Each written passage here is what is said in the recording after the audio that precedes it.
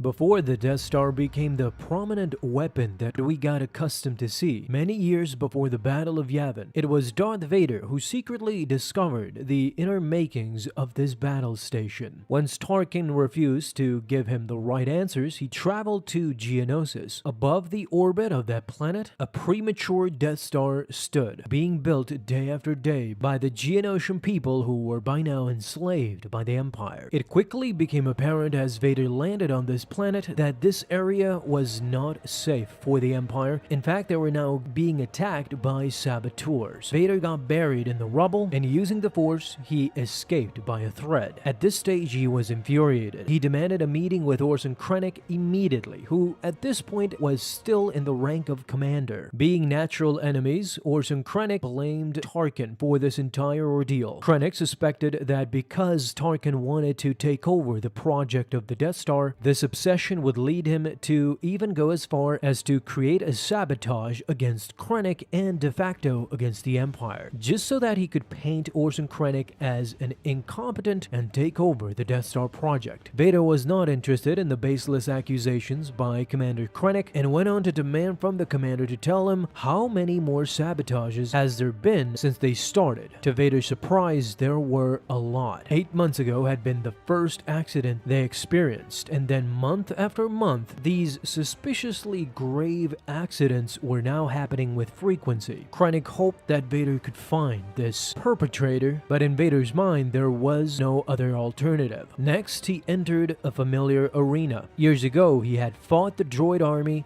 exactly in this place as Anakin Skywalker, Jedi Knight. At this point, a new character enters the scene, a female loyalty officer named Udra. They had been commissioned by Darth Vader himself to seek out the treachery within the Imperial ranks and the endangerment of the workforce on Geonosis. Udra admitted that this was harder due to the fact that they couldn't torture both of the suspects, but alas, they were able to find small little details. She went on to explain that Tarkin was a manipulative autocrat and Orson Krennic was a venal, ego-fed narcissist. Both were standing at the top of the mountain made up of deceit and, of course, dead bodies that were created by them so that they can ascend to their current positions. Vader was impressed. He went on to ask the officer, in her estimation, could either of these men be behind the sabotage? She gave a simple answer, no. Impressed, again, Vader demanded that she explain.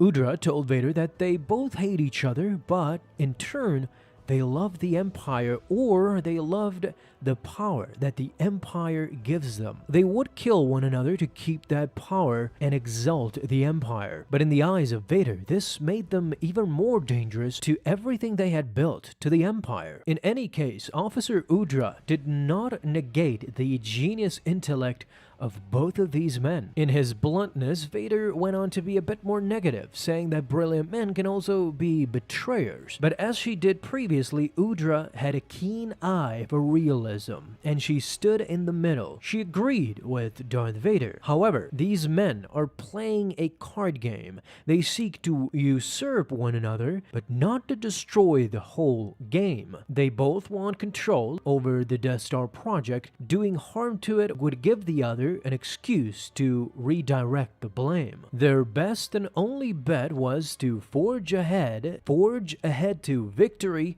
and then attempt to own that victory. If the project fails, well, Udra knew what Vader would do next. He would execute them both publicly. By this point, Vader was a bit confused, or at the very least, testing Officer Udra. If it wasn't Tarkin, and it wasn't Orson Krennic, then who could be behind these sabotages? Officer Udra would now present a third suspect that previously wasn't mentioned. This was Galen Erso, the father of Jyn Erso, who resided on Coruscant. Vader wasted no time in traveling to Galen Erso's office. Udra went on to tell Vader that Galen Erso was a part of a tug-of-war between Tarkin and Krennic. Although Krennic won for now, he earned Erso's freedom and loyalty. Vader was now starting to put the pieces to the puzzle. He asked Udra, was Galen Erso the saboteur?